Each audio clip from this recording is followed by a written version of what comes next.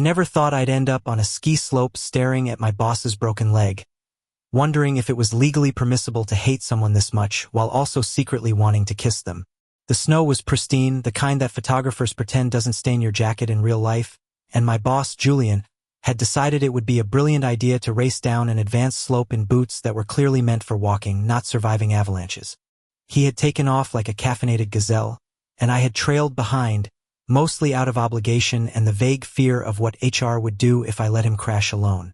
Then came the collision with reality, or a hidden tree. Honestly, it was hard to tell. 1 second, Julian was flailing, arms spinning like windmills, and the next, he was lying in the snow, groaning in a way that would have made anyone with a solar bad taste in men drop their ski poles and run. I did. Reluctantly.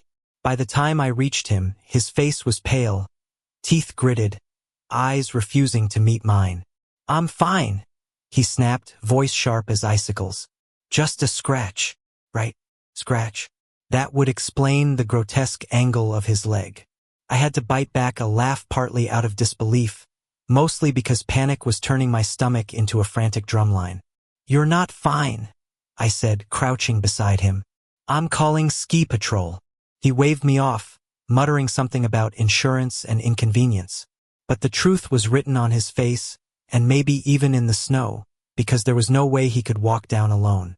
Not with that leg. Not without dragging his ego into an abyss. And so, against every ounce of self-respect I had, I became caretaker. The day was long. The walk back to the lodge was longer, and every step Julian took leaning on me, whining, occasionally hissing insults that somehow sounded like affectionate teasing, made my chest ache in ways that had nothing to do with snow or cold.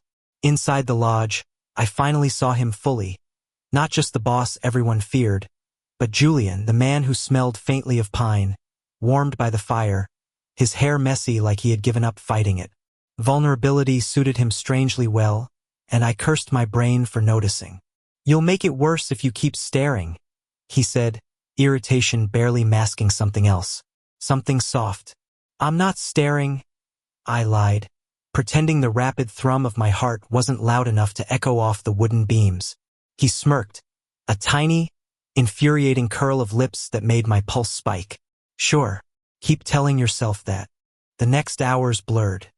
Meals were delivered because he refused to move too much, conversations were clipped and electric, and I discovered that watching someone argue with their own pride could be intoxicating.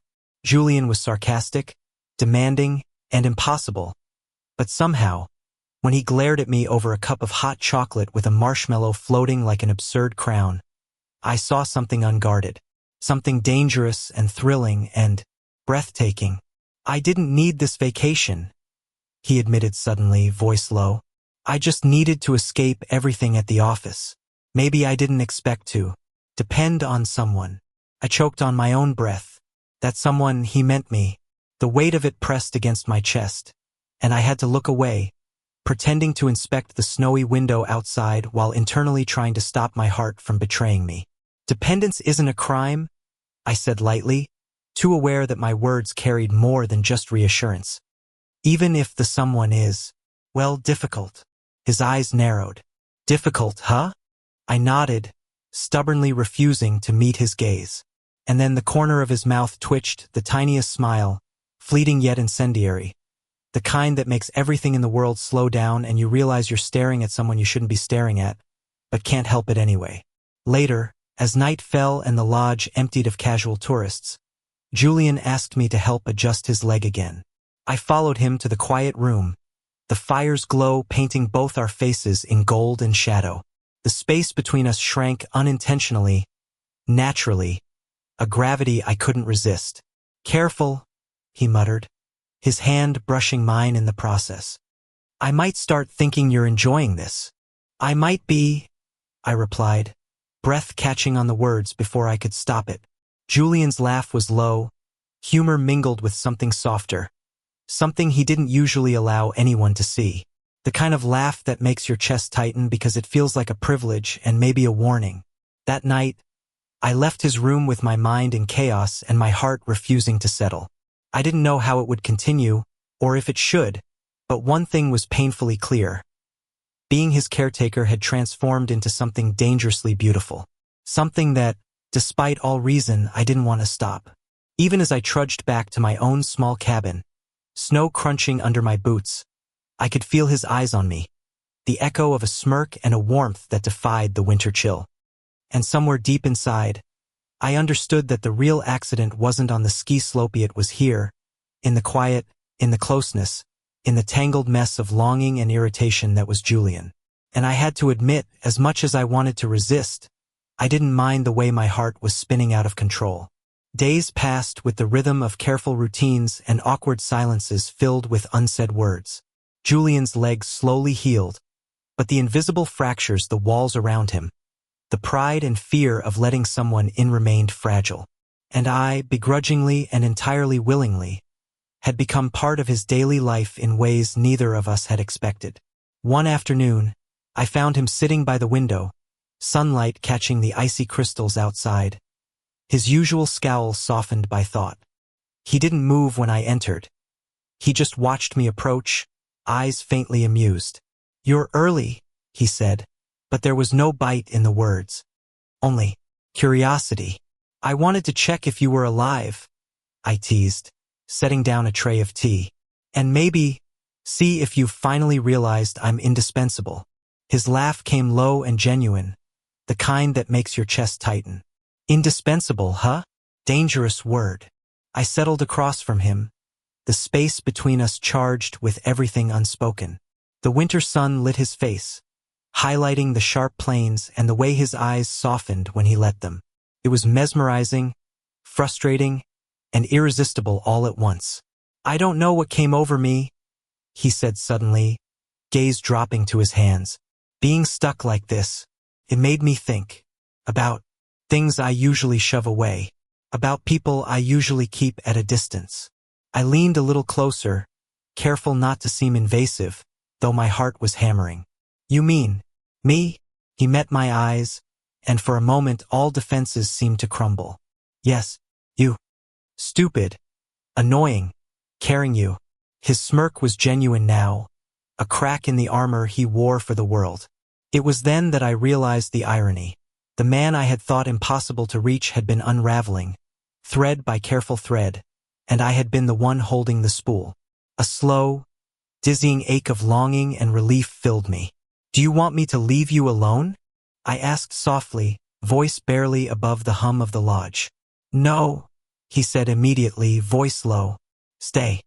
I need this. Need you. Need me." The words echoed inside my chest like a bell, making everything else snow, cold, pain, pride fade into the background.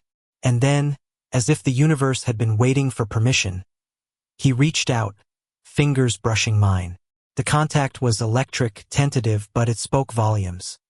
I responded instinctively, letting my hand rest over his, letting the warmth sink through layers of clothing, through walls we'd both built. "Julian," I whispered, the sound trembling with everything I felt but hadn't dared to say. "Don't," he murmured, but the refusal was soft, almost a plea to stop holding back. His other hand found my cheek, and suddenly, the world narrowed to us two hearts, two bodies, two lives, colliding in ways words couldn't describe. The kiss was inevitable, gentle at first, testing, but then it deepened, carrying weeks of tension, anger, attraction, and care. I felt him relax against me, his barriers melting, and for the first time, Julian seemed entirely present, entirely human, and entirely mine. We pulled back, breathless, faces inches apart. "I don't usually do this," he admitted, voice rough, sincere. "Neither do I confessed, but it didn't feel awkward. Felt right. Beautifully right." Days turned into nights, and nights into stolen moments by the fire, quiet walks in the snow, laughter echoing through the lodge corridors. Julian's leg healed, but more importantly, he learned to let someone in. And I learned that the man who seemed impossible to love could be the most profoundly human, deeply caring, and astonishingly vulnerable person I'd ever met. One evening, as the aurora of a setting sun painted the sky with pink and gold, Julian and I stood outside, the cold biting, our breath mingling in misty clouds. He turned to me, eyes soft, hands brushing against mine. "You make me want to be less impossible," he said, a smile tugging at the corners of his lips. I laughed, squeezing his hand. "I think impossible suits you," I teased, but my heart soared with warmth. "No, I want more than impossible. I want this. I want us." And just like that, the last traces of distance dissolved. Our foreheads met, a quiet promise, a gentle acknowledgement of everything we'd survived, and everything we could be. The snow fell softly around us, wrapping the world in a hush, and for the first time Julian didn't glare, didn't snap, didn't hide. He simply held me close, letting the moment stretch into eternity. And I realized that the real accident, the one that could have broken us, instead built a bridge between two stubborn hearts. A bridge stronger than snow, colder winds, or pride. A bridge made of care, laughter, trust, and the quiet thrill of being completely, wonderfully seen. That night, as we finally returned to the lodge, warmth from the fire and each other surrounding us, Julian rested his head on my shoulder, murmuring, "I think I could get used to this." "Me too," I whispered back, heart full, chest aching with happiness. "Me too." Outside, the snow continued to fall, but inside, the lodge was warm, alive, and full of the kind of intimacy that only comes from surviving storms together, both literal and emotional. We had stumbled through anger, frustration, and stubbornness, but in the end, it had led us to this: laughter, gentle touches, and a love that was daring, messy, and utterly ours. And as the fire crackled and the night deepened, I knew without a doubt that sometimes the most inconvenient accidents could lead to the most extraordinary beginnings. Thank you for listening. Don't forget to like and subscribe to stay updated with the latest videos.